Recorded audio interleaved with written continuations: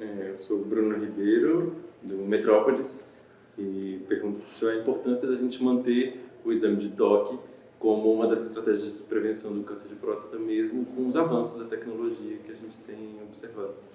Bruno, os tumores que acometem a próstata, na sua imensa maioria, estão na periferia da próstata. E esses tumores podem ser identificados através de um simples exame de toque retal, que através de uma avaliação digital a gente consegue palpar a próstata e identificar lesões suspeitas que possam estar relacionadas a câncer. Essa é uma estratégia absolutamente simples, barata, que não tem nenhum custo, né, que pode ser feita num consultório médico e que pode identificar doenças que são, na maioria das vezes, assintomáticas e que podem ser curadas se identificadas num momento precoce.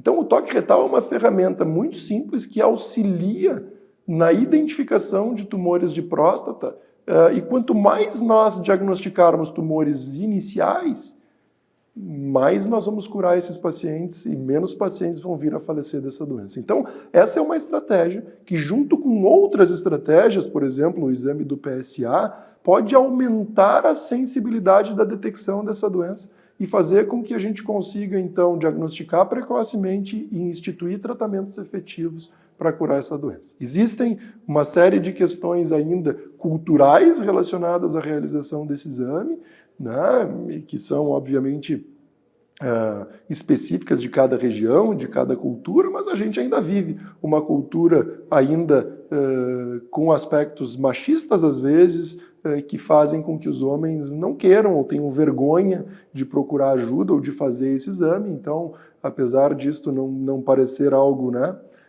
adequado, é algo que a gente ainda vive em algumas localidades, em alguns locais, e creio que isso é algo que a gente precisa alertar os homens de que com uma ferramenta muito simples a gente pode fazer diagnósticos e salvar vidas. Perfeito. E você falou também bastante sobre como funciona o tratamento e a efetividade que o tratamento do câncer de próstata tem. Eu queria que você explicasse como é que a gente pode explicar para o paciente, para o nosso leitor, como funciona esse tratamento e a importância dele, enfim, de levar, às vezes, até 100% de casos de cura, como você explicou, dependendo da necessidade. Então, as estratégias de tratamento, Bruno, elas dependem do estágio em que nós vamos diagnosticar a doença. Doenças que são diagnosticadas num estágio muito inicial podem, muitas vezes, ser vigiadas. Não necessariamente um tratamento precisa ser instituído, porque nós sabemos que tem doenças com características tão pouco agressivas que demoram muitos e muitos e muitos anos para se tornarem ou para trazer um problema para aquele homem. Então, o estágio e a identificação do risco de cada doença é algo importante para que a gente possa tomar decisões de tratamento. Mas doenças em estágios iniciais, os tratamentos disponíveis, por exemplo, ou um próprio protocolo de vigilância, ou uma cirurgia que possa curar o câncer de próstata, ou uma radioterapia, eles determinam uma alta chance de cura. Né? Então, por isso o diagnóstico precoce ser tão importante. Quando a gente fala de uma doença avançada, que felizmente não é o mais frequente, mas como a gente está falando de uma doença muito comum, a gente acaba vendo muitos pacientes com doença avançada, a gente tem estratégias que acabam cronificando essa doença. Então, são tratamentos que, de alguma forma, permitem que esse homem possa viver com a doença controlada por muito tempo. E esses tratamentos, basicamente, vão envolver questões relacionadas a diminuição dos níveis hormonais, e hoje existem uma série de novas drogas e novos tratamentos que permitem que a gente faça com que esse paciente viva muitos anos mesmo com uma doença avançada.